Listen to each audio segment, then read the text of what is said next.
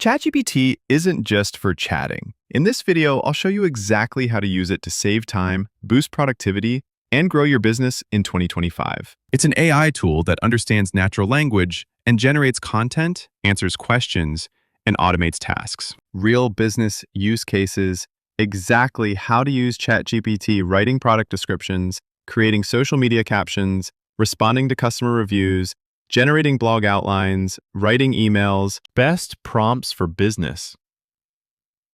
Examples like, write a professional email to a client who missed a meeting. Summarize this product into a one-line Instagram caption. Create a 3-day social media content plan for a small fashion brand. Pros and limitations. Pros: fast, easy to use, free to start. Limitations: doesn't always give perfect answers, needs clear prompts. If you run a business and you're not using ChatGPT yet, you're already falling behind. Try one prompt today and see the difference. Like and subscribe for more practical AI tools.